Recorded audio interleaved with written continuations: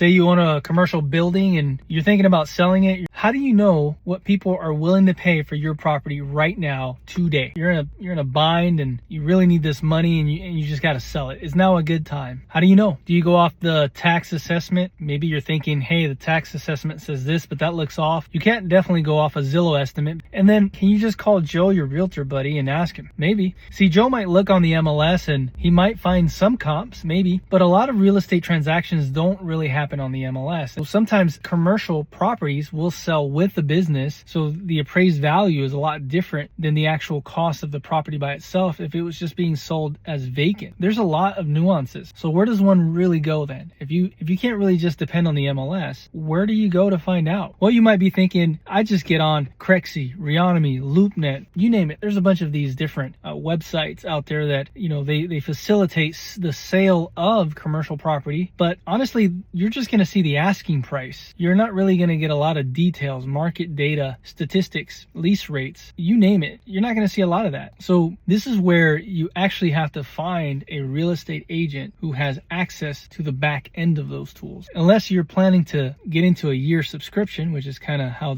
most of these places operate. They don't allow a one-time purchase to just use their software for a day. They want to lock you into a contract. So now you have to find a realtor who's willing to pay for these services for the rest of the year, so that way they can do these find these comparables. So what you get, for example, with CoStar, you can look up property data. You can compare recent sales history for a similar type property. It'll give you it'll rate the property itself. And that's the thing, all property is not created equal. So your property might be an A or B or C or good, better, best, depending on traffic counts, location, and then the list goes on and on. Building age, demographics, so many key metrics go into valuing a real estate property. So you might be like, oh, I have a nice property, but how does it compare to everything else in the market? So all this is provided by these softwares, but on the back end, it's being restricted. And also the sold data, you don't really get the sold data for these properties. And you might have to go outside your specific city. If you have a unique type of property, you might have to search otherwise in another city or even state to kind of get an idea. But you're probably thinking, well, look, I could just go off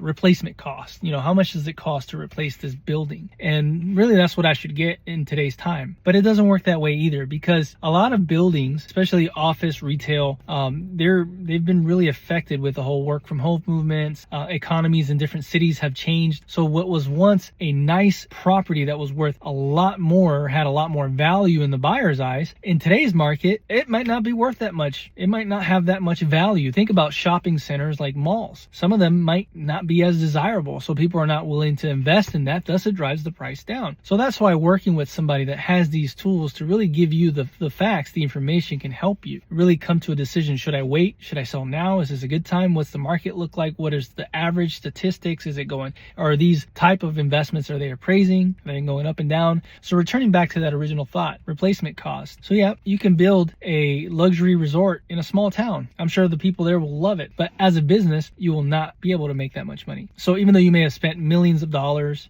getting this up and running, as a business, you're going to flounder. It's not going to work. You're going to shut down. So now trying to sell it for millions of dollars that you've paid to get this made, it's not going to work. Nobody's going to buy it. So you're going to have to sell it at a loss. So just because your building replacement cost is high doesn't mean that people are willing to pay for that. A lot of these factors, there's a lot of factors that come into mind when we think about commercial real estate. So if you need any help with your commercial real estate, I have access to these tools. They're really helpful. They can give you an idea of what the market looks like and kind of what people are willing to pay for your type of property. Give me a shout, shoot me a text. I'd love to work with you. And until next time.